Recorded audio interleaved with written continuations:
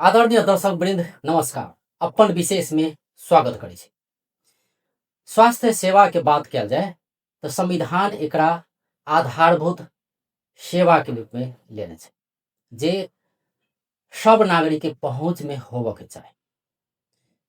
एकर बहुत सारा फैक्टर सब छै कि हमरा अहाँ के पहुंच स्वास्थ्य सेवा में कतेक छै। तेमे बहुत सारा चीज सब अबै छै कि हम अहाँ कतेक जागरूक छी, हमरा सबके आर्थिक अवस्था केहन छै, शिक्षा के स्तर केहन छै।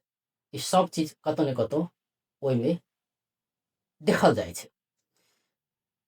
स्वास्थ्य सेवा में सबके पहुंच हुए आ सहज रूप से हुए, या जे सब विपन्न छै, जिनका सबके आर्थिक समस्या छै या समय में पाई नहीं छै तो इलाज भ जाए, यह ध्येय के साथ नेपाल सरकार एकटा कार्यक्रम आने रहे जे स्वास्थ्य बीमा कार्यक्रम, जे 2072 साल में एहिके व्यवस्थित करऽ के लेल स्वास्थ्य बीमा बोर्ड सेहो गठन कयल गेलै आ 77 जिला में स्वास्थ्य बीमा अतुका जनता सब कराबी से उद्देश्य राखल गेल रहे।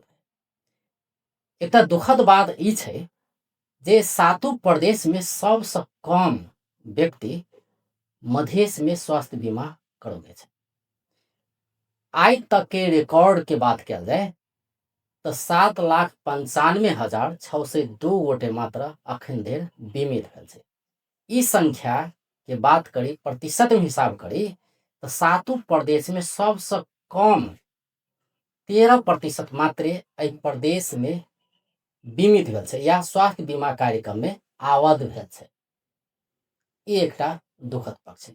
यहुला कि एकटा परिवार के 3500 रुपया दिअ पड़े छै आ 1 लाख रुपया जते के इलाज 1 साल भीतर में परिवार के 5 गोटे छै तो 5 गोटे में से केओ गोटे बीमार भेल या केओ बीमार भेले तो 1 लाख जते के इलाज करा सके छै। एहन किस्म के सेवा सरकार देने छै, लेकिन हम अहाँ एहिमे पछाड़ी छी। ई सेवा लेबऽ से चूक रहल छी। जागरूकता के कमी या गरीबी कारण बहुत सारा भ सके छै। आई एहि विषय में चर्चा करब कि स्वास्थ्य बीमा कार्यक्रम में पहुंच किया कम छै, एकर साथ साथ स्वास्थ्य बीमा कार्यक्रम में आबद्ध हेबाक लेल की करऽ पड़तै, कतऽ जाय पड़तै, एकर प्रक्रिया सब की छै, की सेवा मिलतै, सेवा केना के लेबै, ई आवत विषय में आइ बातचीत करब। अखन जनकपुर धाम से जुड़ल छै स्वास्थ्य बीमा बोर्ड के मध्य प्रदेश संयोजक रमेंद्र प्रसाद कुशवाहा। सबसे पहले हुनका स्वागत करी। रमेंद्र जी, कार्यक्रम में स्वागत है। धन्यवाद। ई स्वास्थ्य बीमा कार्यक्रम के सब चीज के विषय में बातचीत अपने से करबे करब, लेकिन सबसे पहले जे एकटा प्रश्न उठे छै जे मधेश में बीमित के संख्या किया न्यून, 7,79,602 गोटे मात्र अखन धरि बीमित भेल छै। परसेंटेज के बात करी तो 7 प्रदेश में सबसे कम 13% मात्र बीमित भेल छै, जबकि एहि सब बहुत लाभ अतुका प्रदेशवासी उठा सकै छै जखन केओ बीमार होइ छै, कहियो केओ बीमार पड़ि सकै छै।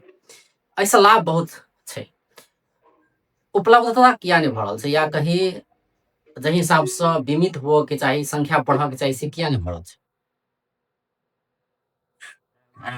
ई बीमित के संख्या जे कम छै ओकरा विषय में हम सब गप करबै। एकर विभिन्न कारण सब छै, जेना एकटा कथी छै कि प्रदेश में जनचेतनो के कमी है, कि बीमा कैला से की फायदा होते, की घाटा होते, जे नागरिक छै सबके पहुंच में पुर्यावे के लेल बीमा अपना तरफ से कार्यक्रम सब कैले छै। प्रत्येक वाड़ा में एक एक दर्ता सहयोगी राखल छै, बीमा कर रहल छै, मतलब बीमा के बारे में जानकारी करावे के जे परिवार आबद्ध होय के चाहे उनका सबके आबद्ध करे है। लेकिन कथी छै जनचेतना के कमी भी छै। नागरिक कथी कहे छै कि हमरा घर में बीमारे नहीं पड़े है तो हम केना बीमा करब। एकटा कारण वो छै, जे बुझे है से बीमा करावे है। दोसर कारण कथी छै, अपने के अपना प्रदेश में सेवा प्रदायक संस्था के संख्या कम छै। ओहू में बहुते स्वास्थ्य सेवा प्रदायक संस्था सब कथी छै कि कनी सेवा अभी शुरुए नहीं कैले छै, कोई कोई शुरू करके बंद कर देले छै, जेना पीएससी सब ज्यादातर से अवस्था छै। तीसर अपने के कथी छै खुला बॉर्डर छै, ताहि दुआरे बिरामी होइ छै एतऽ के नागरिक तऽ खाके छिमेकी राष्ट्र भारत जाके उपचार लै छै। तेहन समस्या सब छै, ताहि दुआरे कनि बीमित के संख्या एतऽ कम छै। जी जी, एहिके लेल जो अपने कहबे कि जागरूकता के कमी छै। मधेश के बात कयल जाय तऽ गरीबी के बात करी तऽ बहुआयामिक गरीबी दर बहुत ज्यादा छै मधेश में सेहो। अपने के विश्लेषण की है, अहाँ सबके स्वास्थ्य बीमा बोर्ड के विश्लेषण की छै? जागरूकता के कमी छै कि अर्थ के अभाव, या कही गरीबी के संख्या अत्यधिक भेला के कारण से जे 3500 रुपया लगे छै बीमा कराबऽ के लेल, एकटा यूनिट के कही आ एकटा परिवार के कही, ओहो तीरा में समस्या छै, तहू दुआरे एहि दिस आकर्षण ओते नहीं भऽ पाबि रहल छै कि? उ एना छै, अब 13% मात्रे बीमित छै, ताहि दुआरे ओते परिवार मात्रे सबल छै सेहो बात नहीं छै। ई प्रदेश में जे आर्थिक रूप से सबल छै उहो बिरामी नहीं पड़ै छियै तऽ नहीं कराबे के चाहे छी। तेहन मतलब समस्या सब छै। अब आर्थिक जोखिम में पड़ल के लेल कुछ लक्षित वर्ग सरकार तोपले छै, हुनका सबके निःशुल्क बीमा भी कर देले छै। ताहि दुआरे समस्या होत नहीं होत से बात नहीं है, गरीबी छै। ओहन परिवार जे लक्षित वर्ग में नहीं पड़े है, हुनका सबके समेटल कनी नहीं जा सकल छै, उ समस्या होत। लेकिन सब आदमी 13% बाहेक सब आर्थिक रूप से असक्षम छै सेहो बात नहीं है। एकटा कथी छै, पहिलहो कहले छली कि कनी जनचेतनो के कमी होतै, कुछ आदमी के इच्छा शक्ति जे होइ है कि मतलब कथी सोचे जब हम बिरामी पड़बै ओहि बेर हम बीमा करा के सेवा लेबै, से मानसिकता छै। तो बीमा के अर्थ उ होबे नहीं करे। बीमा के अर्थ ये कि अगाड़ी से अहाँ बीमा कराऊ, आवश्यक पड़े देर में जाके सेवा लेबै, नहीं आवश्यक पड़बै जे हम योगदान रकम ले छी, ओहि योगदान रकम से तो जेकरा जे नागरिक के आवश्यकता पड़े से बिरामी होइए से सेवा ले, तेहन कंसेप्ट में बीमा के अगाड़ी बढ़ावल छै।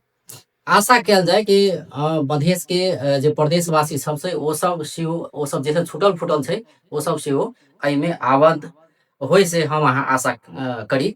एकटा और बात जे एहि बेर खूब चर्चा में रहल है कि साउन 1 गते से एकटा नया नियम लागू भेलै है, जे बीमा पहिले बीमा कार्ड तऽ एकटा बनबऽ पड़बे करै छलै, एकर बाद एकटा रेफर लिअ पड़ै छै। स्थानीय पालिका अंतर्गत रहल जे स्वास्थ्य संस्था छै, अस्पताल छै, या प्राथमिक स्वास्थ्य केंद्र छै, पीएचसी जेकरा कहल जाइ छै, तऽ ओतऽ जाकऽ रेफर लेबऽ पड़ै छलै। उ प्रावधान एहि बेर हटि गेलै से कहल जा रहल छै। एहि विषय में कहल जाय तऽ एहिमे आब मतलब मान लो ई कार्ड हमरा लग छै तऽ हम नेपाल भर के कोनो भी अस्पताल में जाकर ई कार्ड मात्र लऽ जाके इलाज कराबि सकै छियै?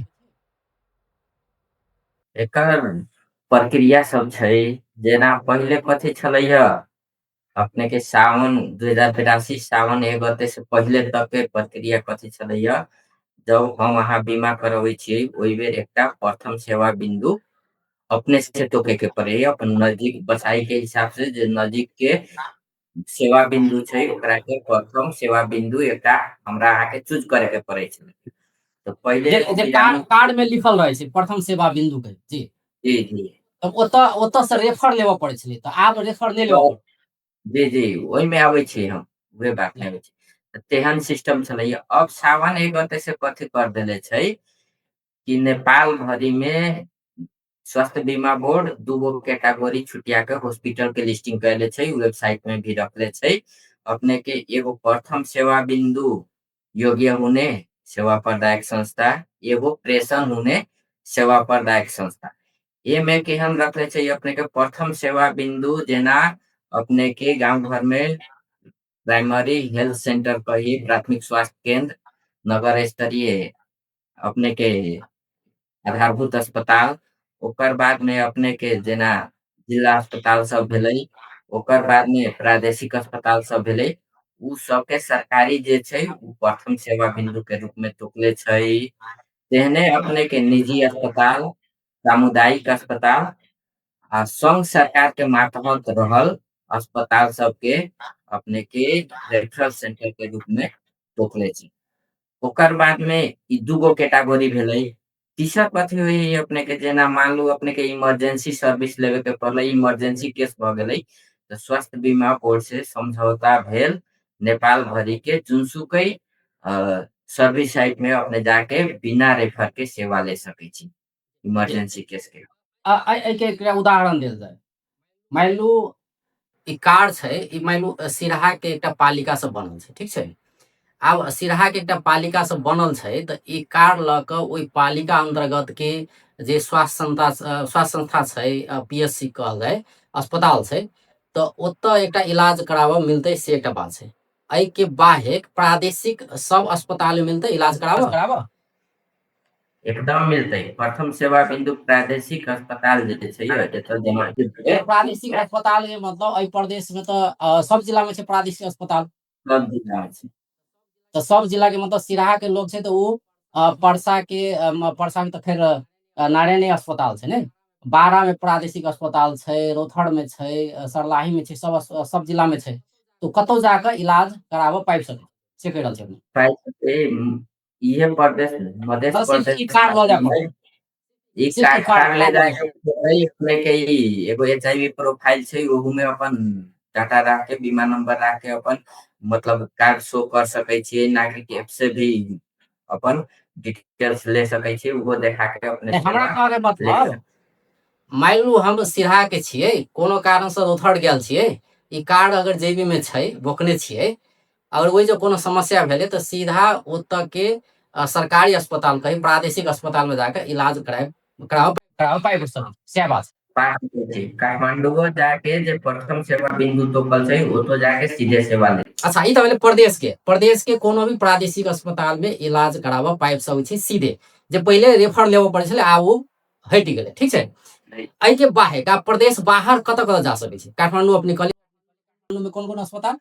नहीं, काठमांडू में मात्र नहीं की मतलब देशे भरी हम पहले वो कहने छियै कि वेबसाइट में हमरा सबके बीमा के वेबसाइट में 2 गो कैटेगरी छुटिया के सर्विस साइट्स के लिस्ट रखले छै, एगो प्रथम सेवा बिंदु, एगो रेफरल सेंटर कह के। प्रथम सेवा बिंदु 77 जिला में जे तोपल छै, ओहि में ई कार्ड लेके हम अहाँ सीधे सेवा ले सकै छी। अच्छा, मतलब स्थानीय पालिका में सेहो जा सकै छी, पालिका अंतर्गत के स्वास्थ्य केंद्र में सेहो जा सकै छी ई कार्ड लऽ कऽ, देश भरि के कतौ भी कतौ जा सकै। अच्छा, दोसर बात प्रादेशिक के बात होले, प्रदेश भरि के जे सरकारी अस्पताल सब छै, प्रादेशिक अस्पताल सब छै, ओतऽ करा सकै छी इलाज। आब ओइसे ऊपर जायल जाए, मतलब संघ के अंतर्गत में जबै तो ऊपर कथी छै अपने के नेपाल सरकार कथी कहले छै, संघ मातहत के जे टर्सरी लेवल के हॉस्पिटल सब छै, जेना अपना प्रदेश में दुईटा पड़े है, एकटा परसा के नारायणी अस्पताल, दोसर अपने के राजविराज में जे छै गजेंद्र नारायण सिंह अस्पताल जी। दुईटा अस्पताल में कथी कहले छै अपने के उ संघ मातहत के केंद्रीय अस्पताल पड़े है, तो उ अपने के फर्स्ट पॉइंट नहीं छै, वो अपने के रेफरल सेंटर छै। हाल के लेल राजविराज बीरगंज में आधारभूत अस्पताल नहीं होला के कारण से बीमित के कार्यालय के रिक्वेस्ट में स्वास्थ्य बीमा बोर्ड कथी कहले छै अपने के 3 महीना के लेल सावन भदौ असोज के लेल प्रथम सेवा बिंदु के रूप में सेवा देवे के लेल ओकरा के मतलब अभी तक तोप देले छै।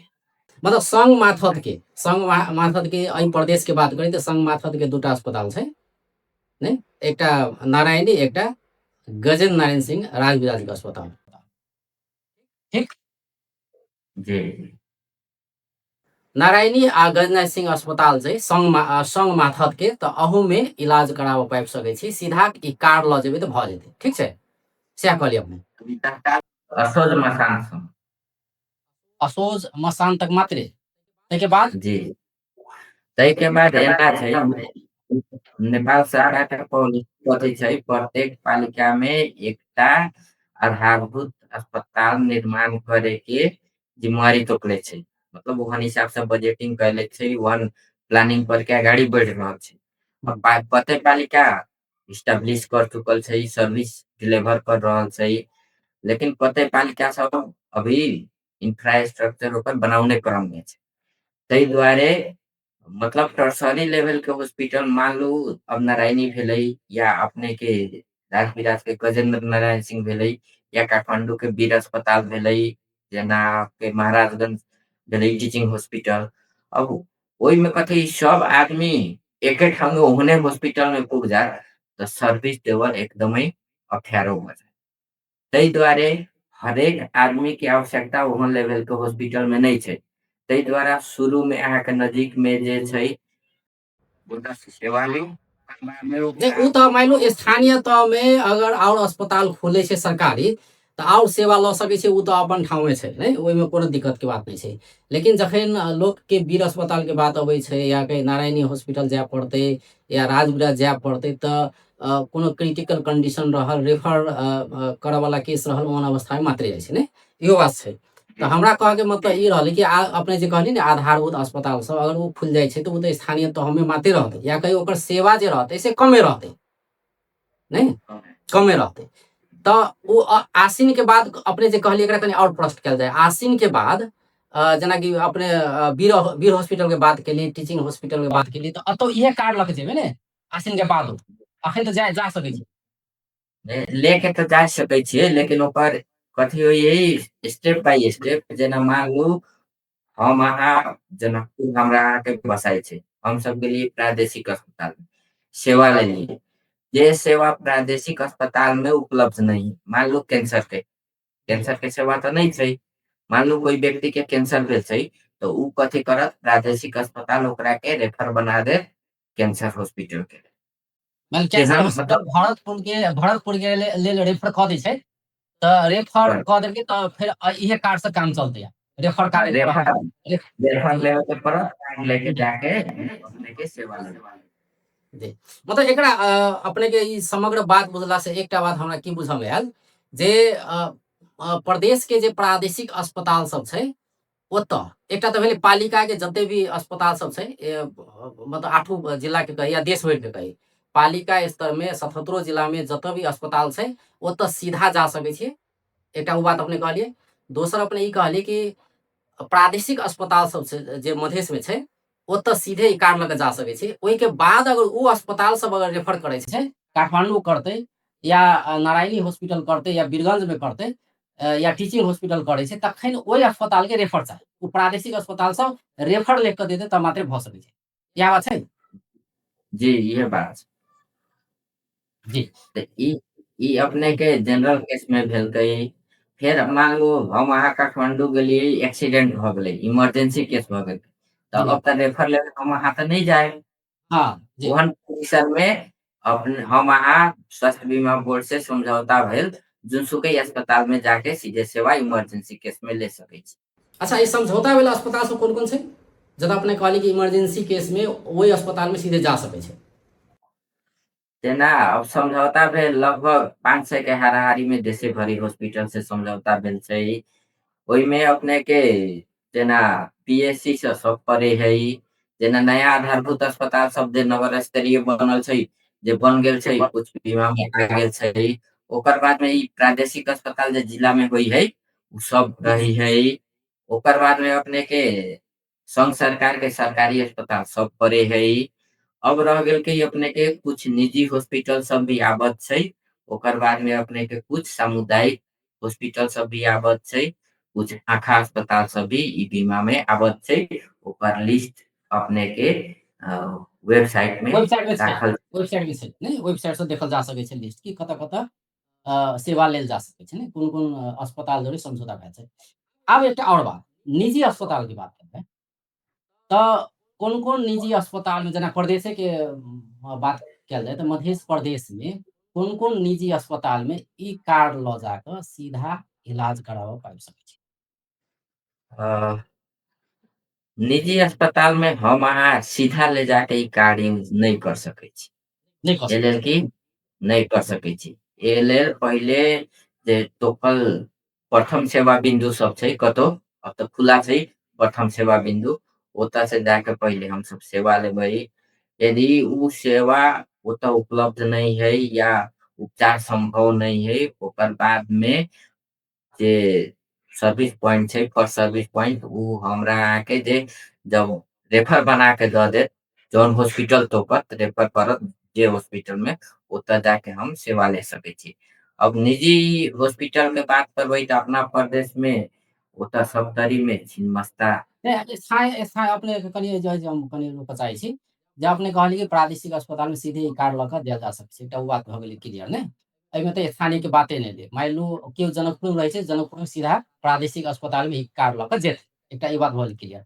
आ मानि लू निजी के बात अपने केलियै, तऽ निजी जो समझौता कोनो भेल छै कि नहि एखन तक? निजी में समझौता निजी में समझौता भेल छै, उहे हम कहै छी। जेना निजी अपने के सप्तरी में छिन्नमस्ता अस्पताल छै, राजविराज के छिन्नमस्ता। दोसर अपने के धनुषा में अ, जानकी मेडिकल कॉलेज छै, ओकर बाद में जानकी आँखा अस्पताल छै, ओकर बाद में अपने के परसा में नेशनल मेडिकल कॉलेज छै, ओकर बाद में वीरगंज हेल्थ केयर हॉस्पिटल छै, आ किरण आँखा अस्पताल अभी तत्काल प्राइवेट हॉस्पिटल सब के रूप में अपना प्रदेश में मतलब समझौता भेल छै बीमा से। अच्छा, तऽ एहि अस्पताल सबमे इलाज कराबऽ के लेल रेफर लेबऽ पड़ै छै या सीधा कार्ड लग जेतै भऽ जेतै? ई सब हॉस्पिटल में रेफर लेके जाए के पड़ै छै। लेके जाय पड़त। तऽ ई रेफर कतऽ से लेबऽ पड़तै? जे प्रथम सेवा बिंदु जे कार्ड में उल्लेख छै, लिखल छै, नहीं ओतऽ से रेफर नहीं लिअ। लिखल छै ओतऽ से नहीं कि अब तऽ प्रथम सेवा बिंदु देशे भरि खुला कर देले छै। हम अहाँ प्रथम सेवा बिंदु जते तोकले छै बीमा बोर्ड, ओहिमे कोनो हॉस्पिटल में जाके सेवा पहले लेबै, सेवा संभव न भएको खण्डमा हम अहाँ रेफर लेके जे प्रथम सेवा बिंदु जौन हॉस्पिटल में अपने के तोक दे कि ई हॉस्पिटल में जौन हॉस्पिटल में रेफर कर दे, ओतऽ जाके हम सब निजी हॉस्पिटल में भी सेवा ले सकते। अच्छा, एकरा एना बुझल जाए कि मानि लू मान लिअ कि जनकपुर के प्रादेशिक अस्पताल जे छै, जनकपुर के प्रादेशिक अस्पताल में केओ इलाज कराबि रहल छै ने, ई कार्ड लऽ कऽ तऽ हुनकर इलाज मानि लू भऽ रहल छै। आब कोनो कारणवश कोनो सेवा मानि लू प्रादेशिक अस्पताल में नहीं छै, ओ चाहते जानकी मेडिकल कॉलेज में जाकर इलाज कराबी, जानकी मेडिकल तऽ निजी भेलै, तऽ आब प्रादेशिक से लिखाबऽ पड़तै, इएह बात भेलै ने? प्रादेशिक से रेफर कराबऽ पड़तै। रेफर करा के प्रादेशिक से रेफर करा के अब एना है कथी होइ छै बिरामी सब के नहीं दबाव बनावे ला, जेना हॉस्पिटल के उ अधिकार होई है कि कतऽ उपचार संभव होते ओहन हिसाब से रेफर करे है। मान लो प्रादेशिक अस्पताल रेफर कर दिले जानकी मेडिकल कॉलेज में, तो जानकी मेडिकल कॉलेज बिरामी जाके सेवा ले सके है। जी। या प्रादेशिक अस्पताल रेफर कर देलकै अपने के मान लू चितवन मेडिकल कॉलेज में, तो ओतऽ जाके सेवा ले सके है। मान लू काठमांडू विदय अस्पताल में कर देलकै तो वीर अस्पताल जाके उ सेवा ले सके। लऽ सकै छै, एहिमे प्राइवेट सबमे सेहो जा सकै छै, लेकिन रेफर करतै तेहन अवस्था में, या कहीं ओतऽ ई सेवा उपलब्ध छै तेहन अवस्था में मात्रे ओहो सब फेर रेफर करतै ने, एना बुझल जाए। जी जी वो नहीं बुझ सके। जी। आब एकटा और बात जे अबै छै छूट के विषय में, जे बीमा करेला के बाद कते प्रतिशत छूट होइ छै? सरकारी में देखल जाइ छै कि 90% धरि छूट देल जाइ छै इलाज में, जे भी इलाज में खर्चा होइ छै वो, ताहिके बाद दवाई जे खरीद करै छै ओहोमे 90% छूट देल जाइ छै। प्राइवेट में केना छै आ सरकारी में ठाम अनुसार फर्क फर्क छै या सत्ते 90% छै? गाड़ी में सब में छूट 90% हम अहाँ बुझे छियै, लेकिन कथी छै छूट तऽ छूटे छै, ए लेल कि एगो 5 जना के परिवार 3530 के योगदान रकम बीमा में आबद होइ छै। हम्म। आ उ परिवार के वार्षिक 1 लाख बराबर के औषधि उपचार सेवा कार्ड मार्फत कैशलेस सिस्टम में सेवा उपलब्ध होइ छै। कनी पछाड़ी कथी कलकै अपने के जेना सब भुगतानी कहै है को पेमेंट, सरकारी में 10% लागू कैले छै, आ अपने के निजी में आ सामुदायिक में 20% लागू कैले छै। मान लो हम 10,000 के सेवा यदि प्राइवेट में ले छियै तो हमरा 2,000 रुपया देवे के पड़तै।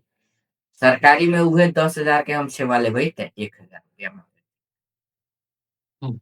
मतलब प्राइवेट में कते प्रतिशत छूट छै त एके मतलब 80% छूट छै। 80% बीस छूट छै प्राइवेट में, सरकारी में 90% छूट छै। सामुदायिकों में अपने के 80% मात्रे छूट छै। सामुदायिक में 80%। जी। सामुदायिक आ निजी में 80%, सरकारी में 10%, जी। 90%। हुँ। आ दवाई में सेहो ओहे किसिम के छूट छै।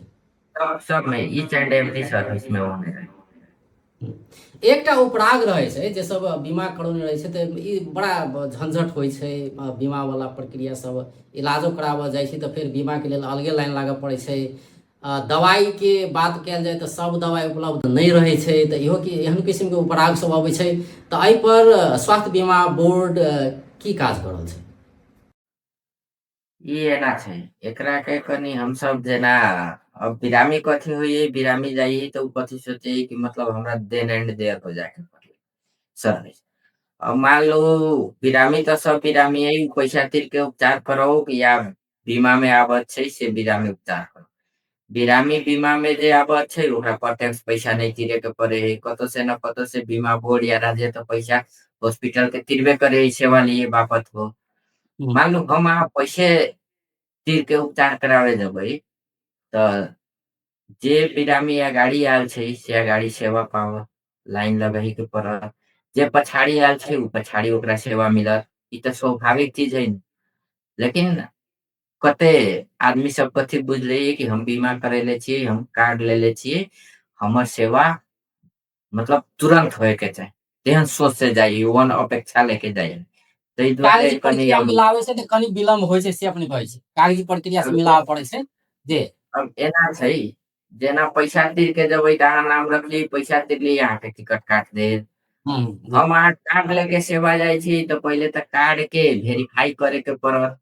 मतलब कार्ड चेक करे के पड़त, ओकर क्यूआर होइ है या बीमा नंबर होइ है, जाके ओकरा के चेक करे है कि ई कार्ड वैलिड है कि नहीं है, ओमे बैलेंस छै कि नहीं छै। ओकर बाद में जे व्यक्ति कार्ड बोक के आयल छै सेवा लेवे ओकरे कार्ड छै कि दोसर के कार्ड छै, फोटो वेरिफाई करे के पड़े है। त एकछिन त टाइम लागत। अब तेहन हिसाब से आदमी के बुझाइए ढीला भ गेल छै। जी, एकटा ई बात भेलै। दोसर एकटा आओर बात दवाइके विषयमे कहल जाय जे सब दवाइ उपलब्ध नहि रहै छै। डॉक्टर लिख देलक लेकिन ओ जते लिखने रहल ओहिमे बहुते किनहु पड़ै छै, तेहन अवस्था अबै छै। एहिमे की वो कहबै? वो बात सही, सबसे बेसी समस्या देखल अपने के दवाइये में कैलाकि छै। दवाइयो तऽ लिअ पड़ै छै ओहि अस्पतालमे, जे ओहि अस्पतालके जे फार्मेसी रहै छै ओहिमे दवाइ लिअ पड़ै छै। ओकर 2-3 टा कारण छै। एकटा कथी छै अपने के बीमा में जे एकटा लिस्ट छै दवाई के, उ जेनरिक मेडिसिन रहै है। डॉक्टर साहब सब जे दवाई लिखे है से अपने के ट्रेड नेम से लिखे है, कंपनी के नेम से लिखे है। बीमा में कथी छै एकटा चीज जे WHO ऑथराइज्ड मेडिसिन जे जेनरिक कहले छै, जेना मान लो कंबाइन मेडिसिन में कथी है, जेना कोई आदमी के फीवर आ गई, कोई के रुगा खोखी लागे, कोई आदमी के फीवरो आवे है, रुगो खोखी लागे, तो कंबाइन मेडिसिन दुनू ला काम करे है। मान लो कोई आदमी के फीवर मात्रे छै तो ओकरा के रुगा खोगी के कंबाइन मेडिसिन देवल तो जरूरी नहीं छै। जेहन हिसाब से बीमा के कॉन्सेप्ट कथी छै कि सिंगल डिजीज है तो ओकर मेडिसिन भी सिंगल देवे के। तेहन हिसाब से बीमा के एकटा मेडिसिन के लिस्ट छै, ओहन हिसाब से देवे के। लेकिन डॉक्टर साहब सब जब प्रिस्क्राइब करे है तो कंबाइन मेडिसिन दे दे है। ताहि द्वारे बीमा में कुछ मेडिसिन न पाउनु के कारण उ छै। दोसर कथी छै अपने के, जेना एकटा में बसल छै मेडिसिन के, एकटा फार्मेसी छै। अब एकटा फार्मेसी में हरेक घड़ी सबे मेडिसिन उपलब्ध होत वो संभव नहीं छै। कुछ कथी छै सर्विस साइट सब, मतलब कुछ सर्विस साइट सब कथी करे है कि मतलब जेहन हिसाब से मैनेज करे के चाही मेडिसिन के, तेहन हिसाब से नहीं होय है। ओकरा लेल हम सभी फॉलो अप करे छी, बीमा बोर्ड भी समय समय में पत्रचार करके एकरा सबके मेडिसिन सबके व्यवस्थापन करे के पड़े, तेहन हिसाब से ताकेता करैत रहै छै। पहिले के तुलना में कुछ सुधार छै, नहीं छै, सेवा नहीं, चाहे सेवा में होको या अपने के दवाई में। हम्म, जी। आब एकटा और बात जे अपने दवाई के विषय में बात केलिए कि दवाई जे जेनरिक अपने के बात केलिए जेनरिक डॉक्टर साहब से लिखऽ के चाही तऽ ओ नहीं लिखल जाइ छै, तहू दुआरे ई समस्या भऽ रहल छै। एकटा ओ बात अपने कहलिए। एकटा इहो देखल जाइ छै कि जे दवाई उपलब्ध रहै छै अस्पताल सबमे, कैलाकि ओ जे बीमा वाला जे दवाई छै से अस्पताले में लिअ पड़ै छै, अस्पताल भितरे के पूरा फार्मेसी में से लिअ पड़ै छै। जे नेपाली दवाई सब छै ओ मात्रे उपलब्ध होइ छै या इंडियन कोनो दवाई छै तऽ ओहो बीमा मार्फत उपलब्ध होइ छै, इहो कनि क्लियर कऽ देल जाय। उ एना छै, नेपाली या इंडियन दवाई के बात नहीं है। इंडियन कंपनी के हो, नेपाली कंपनी के हो या अन्य कंपनी के हो। हम सब कहलिए ने बीमा एकटा बीमा बोर्ड कथी कहले छै, अपने के एकटा मेडिसिन के लिस्ट दे देले छै, सर्विस के लिस्ट दे देले छै, ओकर रेट तोक देले छै। ओई रेट में अब जे सेवा प्रदायक संस्था सब छै ओई रेट में मिलने गरी अब उ कौन कंपनी के मेडिसिन लेतै, ऐसे कि उ त अपने के एकटा कथी कही मेडिसिन के बोर्ड है। उ नेपाल सरकार के एगो मेडिसिन के बोर्ड है। उ बोर्ड जे वेरीफाई कर देला ई मेडिसिन ठीक है, कंपनी ठीक है, तो उ मेडिसिन यूज करे के मिले। उ नेपाली कंपनी, इंडियन कंपनी बीमा बोर्ड नहीं बोले छै। उ अपने के सेवा प्रदायक संस्था के तोकिएको रेटमा सेवा दिने गरी एकटा मतलब लिस्ट तयार पार देले छै। उ मैनेजमेंट के काम सेवा प्रदायक संस्था के छै। जी। आब अंत दिस चलल छी। अब ई कार्ड तो बनेला के बाद केना केना के सेवा लेवे से अपने कहबे के लिए ने जिन जे सब कार्ड नहीं बनौने छै अखन धरि, जेना कि मधेश के बात कल जाए तो 13% मात्र या कहीं प्रदेश में सबसे कम व्यक्ति अतै बीमित भेल छै से अवस्था छै। मान लो केओ बनाबऽ चाहे छै, एहिमे आबद्ध होबऽ चाहे छै तऽ सुविधा की छै एकटा ओ बात कहि देल जाए। आ दोसर कतऽ जेतै, सबसे पहिले ओ सब जेतै कतऽ बनावला, स्थानीय निकाय के वड़ा में जेतै या कत कोन ठाम जेतै कि अस्पताल में जेतै ई कार्ड बनावला, आ कते पैसा लगै छै, कते गोटे के एक बेर में बनाबऽ पड़ै छै, ई यावत प्रक्रिया सब की छै। प्रक्रिया ई दर्ता प्रक्रिया के बात करबै ते एमे कथी छै अपने के, जेना अ, 5 जना सदस्य होइल एकटा परिवार के लेल वार्षिक 3500 रुपया 3500 रुपया लागे है। आ 5 आदमी से बेसी यदि कोई परिवार में छै, जेना 6 आदमी छै तऽ 5 आदमी के 3500 भेलै, 6 आदमी छै तऽ ओकरा प्लस 700 रुपया दिए के पड़त।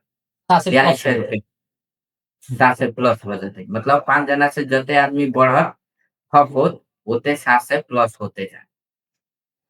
ओकर बाद में कते गोटे तक के बनाओल जा सकै छै, मतलब एकटा उएह छै परिवार के परिभाषा जे तोकले छै, जेना सबोल परिवार जते आदमी छै ओते आदमी एउटा परिवार भऽ के दर्ता भऽ सकय। मतलब ओकर बाद 10 गोटे अगर एकटा परिवार में अगर 20 गोटे छै तऽ 20 गोटे के 20 मतलब गोटे एकेटा यूनिट में बनाओल जा सकै छै, बनावल जा सके, लेकिन एक मतलब एकेटा सर्विस परिवार में में क्या बनाओल जा सकै।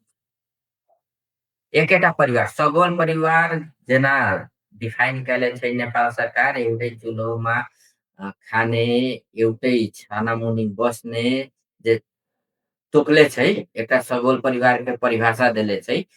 ओहन परिवार 10 आदमी छै, 15 आदमी छै, 20 आदमी छै तो उ एकेटा परिवार कह के बीमा में दर्ता भऽ सके।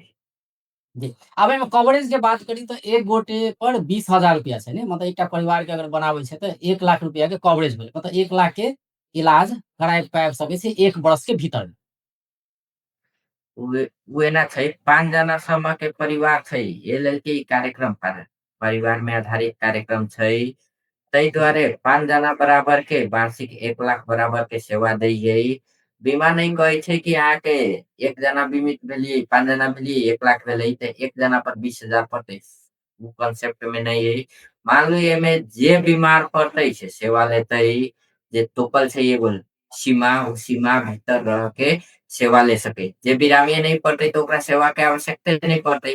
मान लो एके आदमी 5 आदमी एउटा परिवार में छै, उ परिवार बीमा कैले छै, बीमा में आबद्ध छै, तो उ एके आदमी यदि एके गो सदस्य बिरामी पड़लै तो उ 1 लाख बराबर के सेवा 1 वर्ष में ल सकै छै।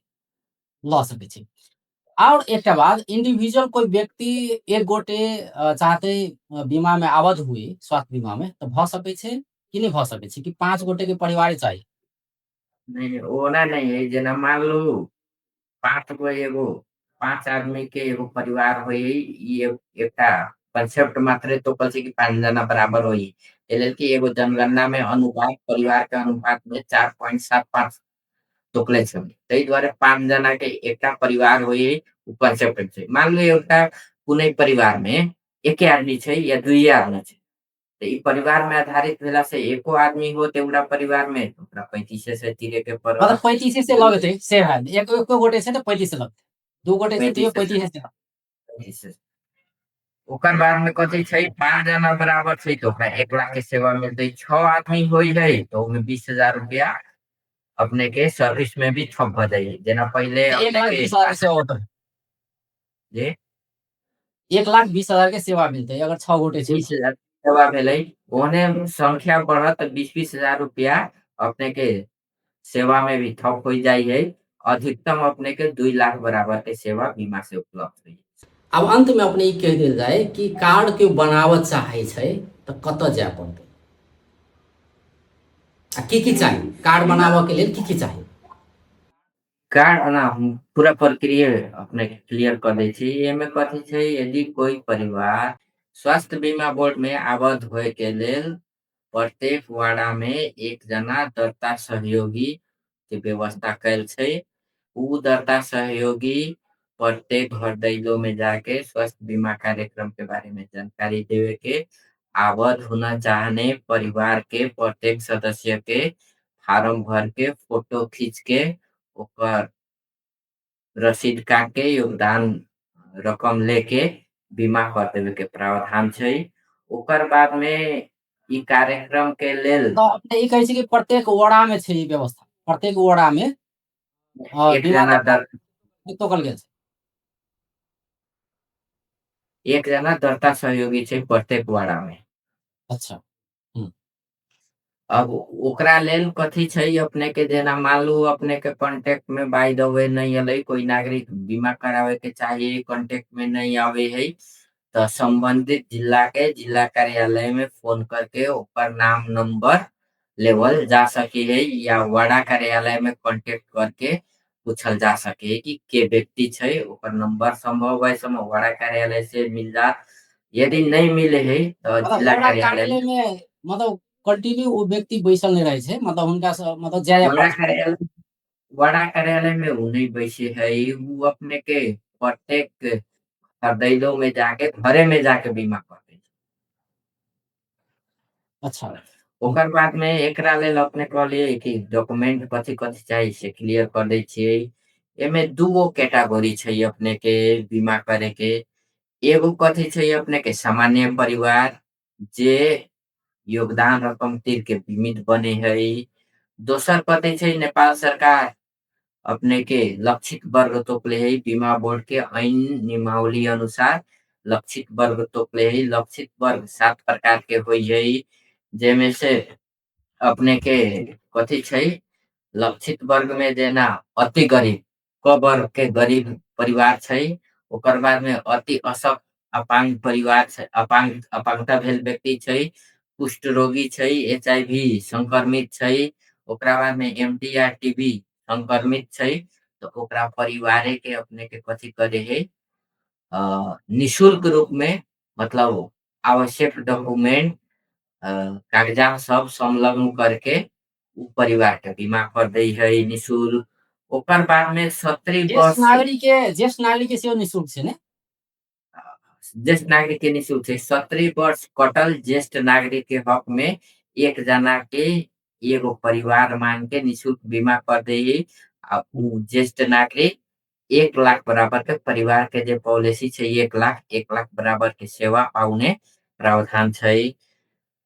6टा भेलै। एकटा साथ में अपने के कथी होई, महिला स्वास्थ्य स्वयं सेविका जे है, उनका सबके परिवार के दर्ता होई है।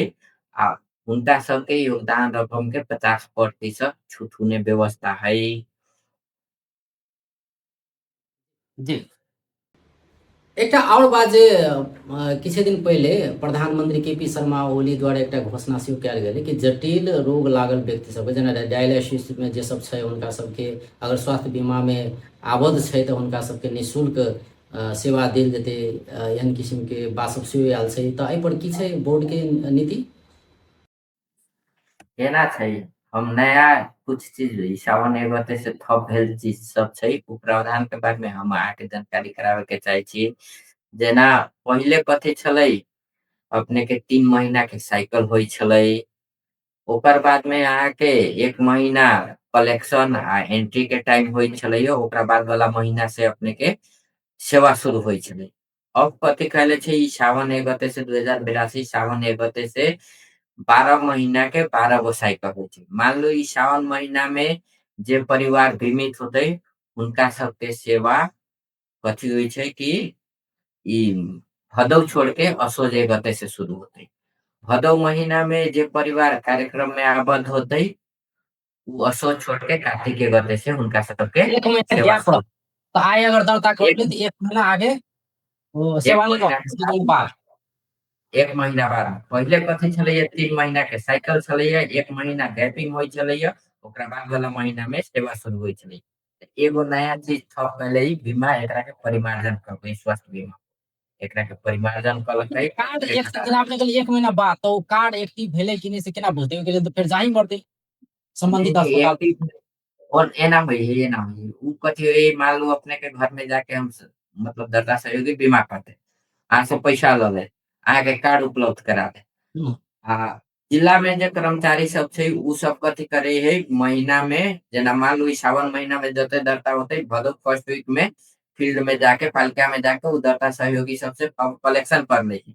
कलेक्शन करके भदौ घर में उ अपने के एंट्री भ जाइ है, अपने के असोज 1 गते उ कार्ड एक्टिव भ जाइ छै। उ हम अहाँ अपने के एचआईवी प्रोफाइल से भी लॉगिन करके देख सकै छियै। ओकर बाद में नागरिक एप्स जे है ओहू में हम अहाँ डाउनलोड करके देख सकै छियै, या ऑफिस में फोन करके बीमा नंबर देबै त हम सब चेक करके बता सकै छी। उ बड़का बात नहीं। अपने जे कहलियै ये 11 प्रकार के जटिल जे जटिल रोगी सबके लेल जी। जटिल रोग के बात कहलियै ये 8 प्रकार के होई, ओकरा लेल प्रधानमंत्री जी बोललै उ बात अब उ लागू होने क्रम में है नहीं है त हम नहीं बोलबै। लेकिन बीमा कथी कहले छै अपने के, जेना कोई व्यक्ति के कैंसर छै, अपने के जेना मुटु रोग है, मिर्गौला रोग है, हेड इंजुरी है, स्पाइनल इंजुरी है, ओकर बाद में अपने के जेना पार्किंसंस है, सिकिल सेल एनीमिया है, अल्जाइमर्स है, ओहन 8 प्रकार के जे जटिल प्रकार के रोग लागल छै, ओहन व्यक्ति के लेल ओकर परिवार के पहिले बीमा होय के पड़लै। ओकर बाद में उ जे परिवार में जे बीमा भेल छै, परिवार से उ पहिले सेवा लेतै। मान लो उ परिवार के जे पैसा छलै जे 1 लाख या 2 लाख होखौ, उ सक गेलकै। ओकर बाद में एकटा सिस्टम छै कि उ ऑफिस में एंट्री करावे के पड़े है, ओहन मतलब एगो अनुसूची 3 गो रहे से नागरिकता, ओकर बाद में नाबालक के हक में अपने के नाबालक परिचय पत्र राख के एगो कार्यविधि छै अपने के 11 प्रकार के जटिल प्रकार के रोग लागेकाहरूको लागि कार्यविधि कह के 2082 छै। ओहन ओकर अनुसूची 3 गो छै, उ 3 गो अनुसूची फिलअप करके प्रमाणित करा के अपने के जिला में दर्ता करावे के पड़त। ओकरा संगे जे आवश्यक डॉक्यूमेंट है नागरिकता, नाबालक या नाबालक के हक में नाबालक परिचय पत्र, नाता प्रमाणित हो, तो उ सब डॉक्यूमेंट अपने के जमा करावे के पड़त। जब परिवार के पैसा सक जात ओकर बाद में ओहन बिरामी के लेल स्वास्थ्य बीमा बोर्ड थप 1 लाख रुपया के उपचार दिने व्यवस्था चाहिँ ल्याएल छै। से अखन तक के व्यवस्था छै। जी। जी, जी, जी बहुत-बहुत धन्यवाद अपने के। हस् धन्यवाद। दर्शक वृन्द ओ छलथि स्वास्थ्य बीमा बोर्ड के मध्य प्रदेश संयोजक रमेंद्र प्रसाद कुशवाहा। आइ हुनका सँ बात करै छलियै जे स्वास्थ्य बीमा कार्यक्रम जे देश भरि लागू छै, मधेश में सेहो लागू छै, अतः पहुँच किया कम छै, मधेसी सब किया, मधेश के प्रदेशवासी सब किया एहि दिस कम आकर्षित छै, किया 13% लोक मात्र अतुका बीमित भेल छै अखन धरि। एकर कारण की सब छै, तहिना एकर प्रक्रिया सब की छै, की सुविधा सब देल जाइ छै स्वास्थ्य बीमा कार्यक्रम में आबद्ध भेला पर, यावत विषय में हुनका सब बातचीत करै छलियै। बेस तऽ नमस्कार।